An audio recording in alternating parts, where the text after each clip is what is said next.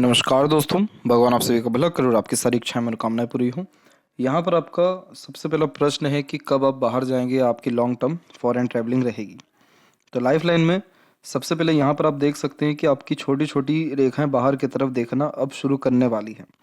और अगर यहाँ पर एज का जजमेंट ले तो ये एज अप्रोक्सीमेटली आपको 39 और 40 के एज के बीच का ड्यूरेशन है। तो यानी मोस्ट प्रोबेबली नेक्स्ट ईयर तक आपके जाने के चांसेस कंफर्म है और लगातार उसके बाद ट्रैवलिंग आपकी होती रहेगी। इसीलिए छोटी छोटी बारीक रेखाएं इस बात को दर्शा रही हैं कि अलग अलग प्रकार के जगह पर आप डेफिनेटली विजिट करेंगे। और लाइफ लाइन के एंडिंग में भी जब बायफोर्क का साइन होता है तो एक से ज़्यादा जगह पर रेसिडेंस होना, वर्क होना या मल्टीपल ट्रैवलिंग्स होना, ये सारे कॉम्बिनेशंस को ये स्ट्रॉन्ग करता है। तो हाईली चांसेस है नेक्स्ट ईयर आपके फॉरेन विजिट करने के, और उसके बाद आप लगातार करते ही रहेंगे। मैरिड लाइफ कैसी रहेगी आपकी? जुपिटर के पोजीशन पे अगर हम बात करें तो यहाँ पर आपकी प्रोग्रेस लाइन और आड़ी रेखा दोनों ही अवेलेबल है। Progress line high thinking approach को, हाई माइंडसेट को इंडिकेट करती है और इस कंडीशन में पार्टनर से जो डिज़ायर है वो बहुत ज़्यादा देखने को मिलता है और वो फुलफिल हो पाना थोड़ा सा मुश्किल होता है। तो इस कंडीशन में अगर आप बहुत ज़्यादा एजम्पशन लगाना या बहुत ज़्यादा एक्सपेक्टेशंस रखना अगर कम करें तो आपकी मैरिड लाइफ बहुत फ्रूटफुल या बेनिफिशियल रहेगी। अदरवाइज इस कंडीशन में अनसेटिस्फेक्शन ज़्यादा क्रिएट हो जाएगा। आड़ी रेखा जो यहाँ पर है ये दयालु किस्म की प्रवृत्ति या धार्मिक किस्म की प्रवृत्ति को आपको भी उत्पन्न करेगा और आपके पार्टनर के लिए भी उत्पन्न करेगा। तो जुपिटर आपका देखा जाए तो खराब है नहीं। और अगर हम सपोर्टिव लाइंस की भी अगर बात करें तो सपोर्टिव लाइन आपके पाम में है लेकिन हल्का सा डिस्टेंस में जा रहा है, जो इस बात को कंफर्म करता है कि अटैचमेंट तो रहेगा लेकिन थोड़ा डिस्टेंस आपका जो पार्टनर के रिगार्डिंग है वो होगा।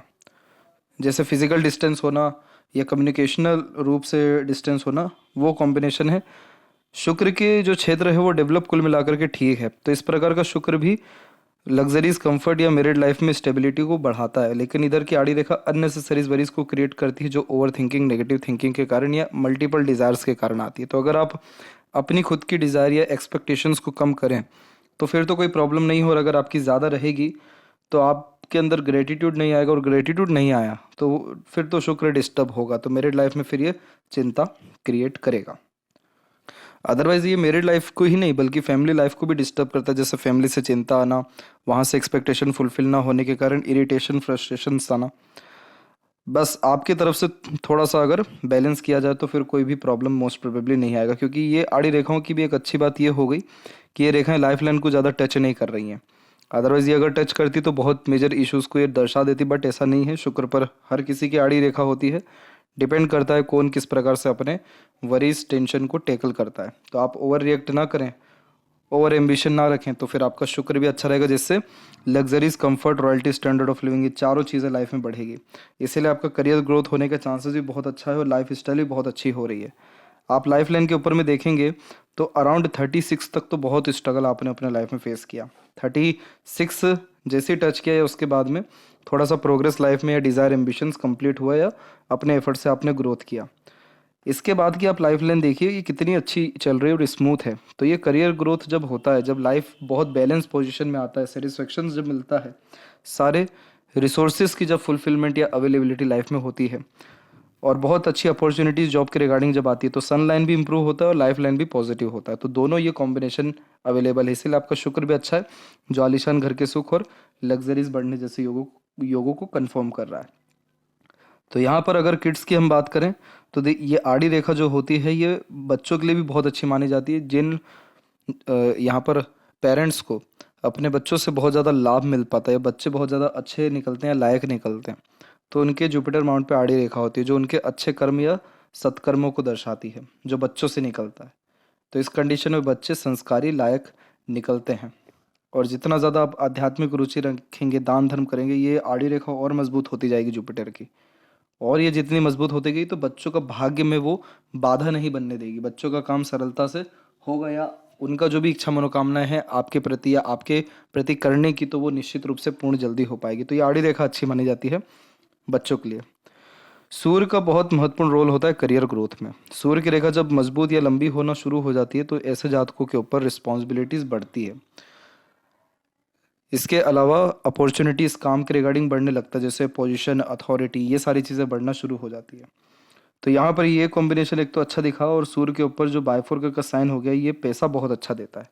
इस कंडीशन में रईसी बढ़ती है। क्यों बढ़ती है? क्योंकि पैसा ज़्यादा आता है और उसको यूटिलाइज अच्छे से कर पाते हैं। हाँ, खर्चे आपके अनेकों माध्यम से होते रहेंगे, ये बात कन्फर्म है, क्योंकि सैटर्न पर मल्टीपल्स लाइन आ रही हैं, सैटर्न पे भी बायफोरक का साइन है, तो ये पैसा रुकने नहीं देता।